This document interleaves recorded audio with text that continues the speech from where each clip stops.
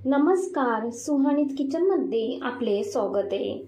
आज आपण पाहणार आहोत जिभेची चव वाढवणारी झटपट चटपटीत अशी 3 महिने टिकणारी लसूण चटणी। अगदी पाहता क्षणी तोंडाला पाणी सुटेल एवढी चवीला छान लागते ही चटणी।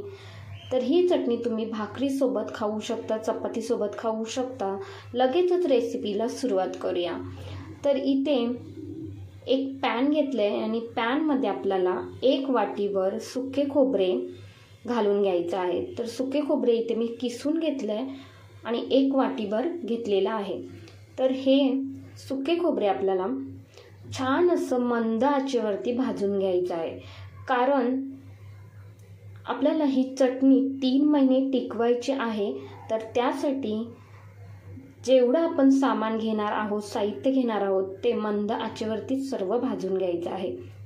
तर इथे पाहताय तुम्ही छान असे आपले खोबरे इथे मी भाजून घेतले। गॅसचा फ्लेम लो ठेवायचा आहे आणि लो फ्लेमवरतीच आपल्याला हे भाजून घ्यायचं आहे। तर हे भाजून घेतलं, एका प्लेटमध्ये काढून घेते आणि सारख्याच पॅनमध्ये 1 वाटी शेंगदाणे घ्यायचे। तर शेंगदाणे सुद्धा आपल्याला छान असे मंद आचेवरती शेंगदाण्यांना डाग पडेपर्यंत छान असे भाजून घ्यायचे। तर इथे पाहताय थोडंसं आपले शेंगदाणे भाजून घेतलेत। आता त्यामध्ये अर्धी वाटी लसूण घ्यायचा आहे। तर लसूण इथे मी सोलून घेतलेला आहे।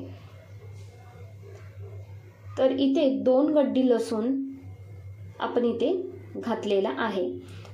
तर थोडंसं परतून घेतल्यानंतर यामध्ये अर्धा चम्मचभर जिरे आणि 1 मोठा चम्मचभर पांढरे तीळ घालायचं, म्हणजे ही चटणी अजूनच चवीला छान लागते। थोडंसं हे सर्व साहित्य परतून घ्यायचं। तर इथे परतून घेतल्यानंतर छान असं भाजून घेतलंय। आता गॅस बंद करायचा आणि हे थंड होईपर्यंत थोडीशी वाट पाहायची आहे। तर इथे सर्व साहित्य आपलं थंड झालेलं आहे। थंड झाल्यानंतर एका मिक्सरच्या भांड्यामध्ये हे सर्व साहित्य काढून घेतले। चवीनुसार मीठ घालायचं आणि इथे 1.5 चम्मचभर तिखट घालून घेते। तिखट तुम्ही तुमच्या आवडीनुसार कमी जास्त करू शकता। आता 1 चम्मचभर इथे बेडगी मिरचीचं तिखट घालून घेतलंय, म्हणजे त्याने रंग खूप छान येतो चटणीचा, त्यामुळे बेडगी मिरचीचं तिखट घालून घ्यायचं।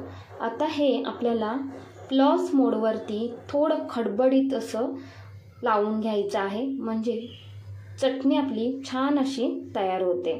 तर इथे तुम्ही पाहताय छान अशी आपली चटणी तयार झालेली आहे।